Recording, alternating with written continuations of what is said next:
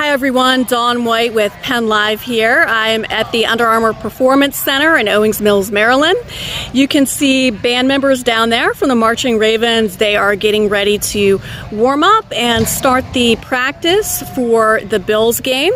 And for more on the band and some history about them, I'm joined now by John and Dan. Thanks for joining us. Yes, ma'am. Thank you. So, John, you're the president of the organization. Yes, ma'am.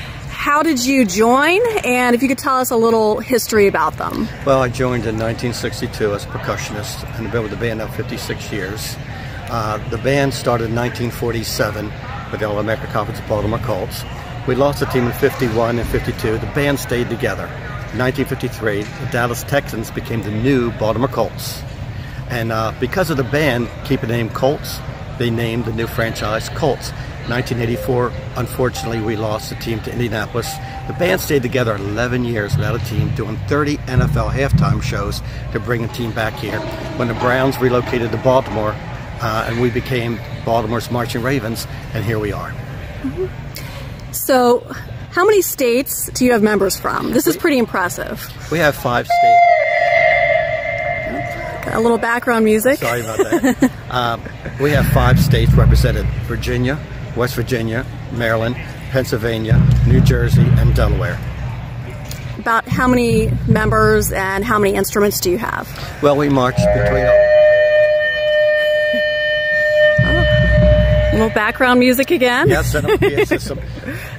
We march around 125 to 135 musicians. We have 20 on the equipment crew, 15 on staff, plus 2 banner carriers. And these people, like I said, dedicate themselves to the Ravens organization. Mm-hmm. And then Dan, you are local. You're from Spring Grove. Yes. So how did you get involved with the organization? My first teaching job was in Baltimore County, and one of my colleagues was a band director there, says, hey, you should come out and join us because I played the saxophone. And 3 months later, I was at my first rehearsal at the beginning of the 2004 season. A year later, joined the staff and have been here ever since.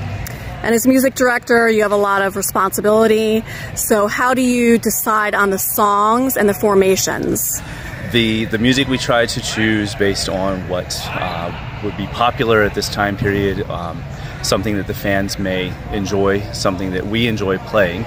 The formations for what goes on the field are designed by our staff, our drill designer, and she will listen to the music and decide what fits best, what she thinks will fit best, and how we can tell the story of the music to our fans.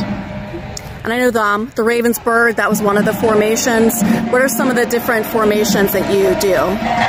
The Ravens, the bird that you saw was part of our pregame performance, and that's new this season, and that was redesigned to try and imitate or mimic what the Ravens brand is. So we have the flying raven, we have a bee, the alternate bee logo.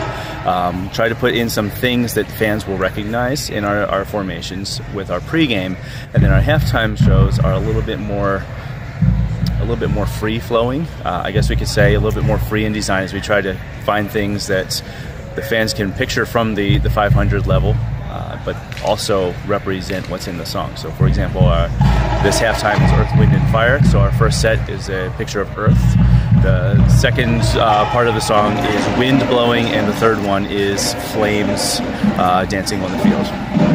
That's for the Bills game? Yes. And later this season? After the Bills game, we have a dance show that would be part of Earth, Wind, and Fire. I guess actually I should call it the Funk Show. It's Earth, Wind, and Fire, and goes into some party rock anthem, and then into, I can't remember which Bruno Mars piece it is, to be honest. And then the show after that is that Bruno Mars piece plus 2 other ones. So the third halftime that we do for this season will be devoted to Bruno Mars.